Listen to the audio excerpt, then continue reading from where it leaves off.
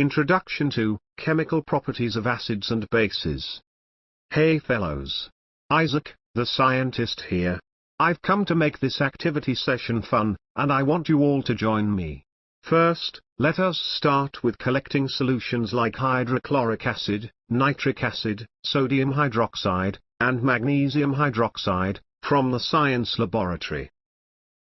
Next, put a drop of each of the solutions on a watch glass one by one, and test with a drop of red litmus, blue litmus, phenolphthalein, and methyl orange solutions. What do you observe? The color changes with each of the solutions immersed separately in red litmus, blue litmus, phenolphthalein, and methyl orange solutions. Here, the color change indicates whether the solution is acidic or basic. Generally, acids are chemical substances, which are characterized by a sour taste in an aqueous medium. On the other hand, bases are chemical substances characterized by a bitter taste, and are slippery to touch. Thus, acids and bases react with a wide range of chemical compounds, to form salts. To know more about the solution's chemical properties, we shall engage in activities throughout this video. Thus, at the end of this lesson, you will be able to elucidate the chemical properties of acids and bases.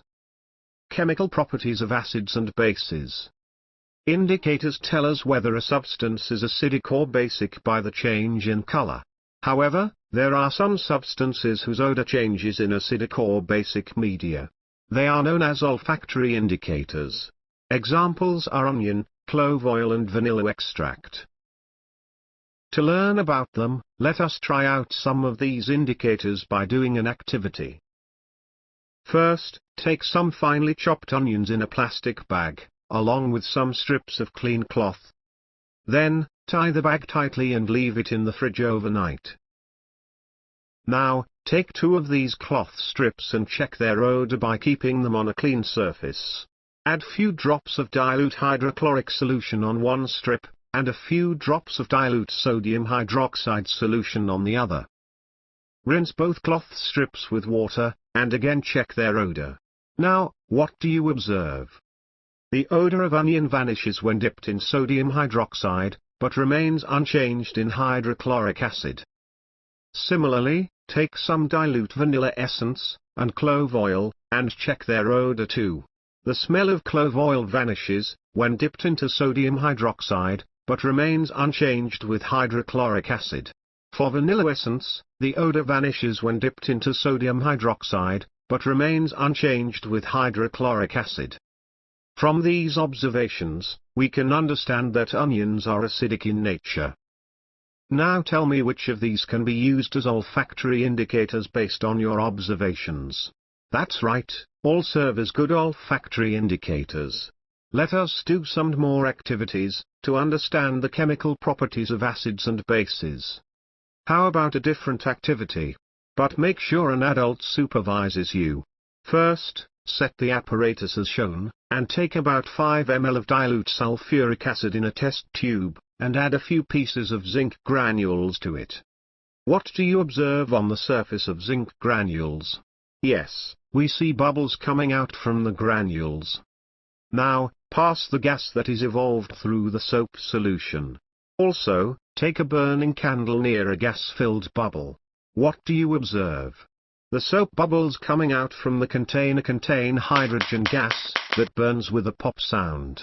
The metal displaces hydrogen atoms from the acids, as hydrogen gas, and forms a salt compound. Thus, the reaction of a metal with acid results in salt and hydrogen gas. Some examples of salt reactions are given here. Now, replace the dilute sulfuric acid with 2 ml of sodium hydroxide solution, and heat the contents of the test tube. Also, place a few pieces of granulated zinc metal in a test tube. Repeat the above-mentioned steps and observe the changes. Here, hydrogen is formed in the reaction. However, such reactions are not possible with all metals. Next, we shall see how metal carbonates and metal hydrogen carbonates react with acids in an experiment. Let us take 2 test tubes and label them as A and B.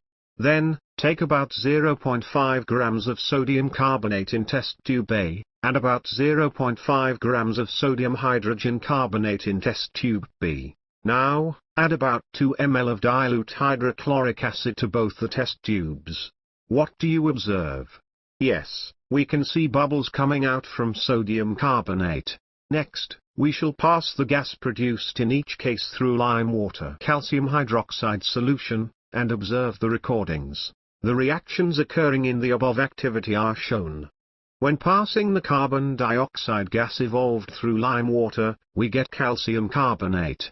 However, on passing excess carbon dioxide, the reaction becomes soluble in water.